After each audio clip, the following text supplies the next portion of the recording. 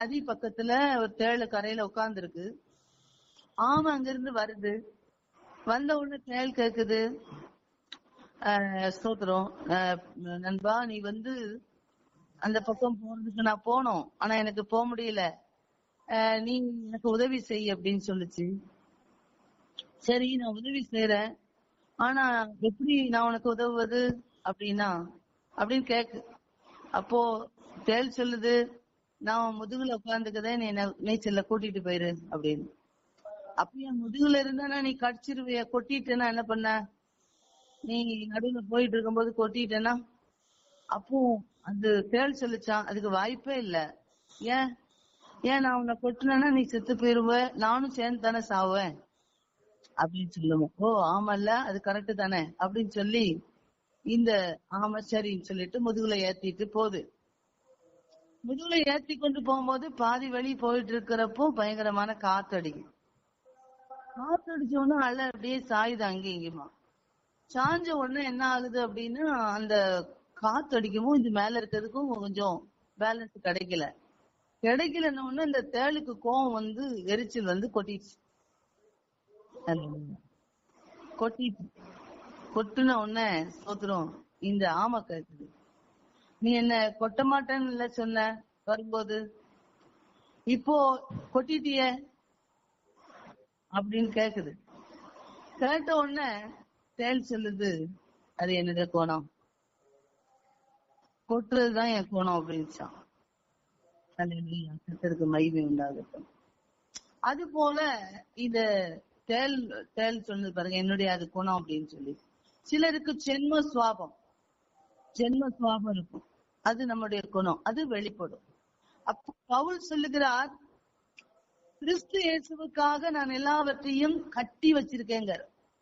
கிறிஸ்து இயேசுவுக்காக நான் கட்டி வச்சிருக்கேன். அவருடைய குணம் என்னது அப்படின்னா, கோவப்படுகிற குணம். கோவம் வரும், பயங்கரமா பேசுவாரு, ஸ்தோத்திரம், பயங்கரமா செயல்படுவாரு.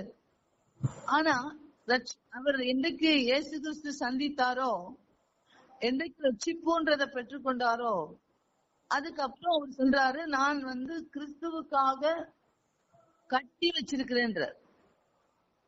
நிறைய பேர் சொல்லுவோம், நான் ஸ்தோத்திரம் ரட்சிக்கப்பட்டதுக்கு அப்புறம், நான் சத்தியத்தை அறிந்ததுக்கு அப்புறம் என்னுடைய சுவாபம் எல்லாம் என்னை விட்டு போயிட்டு அப்படிம்பாங்க.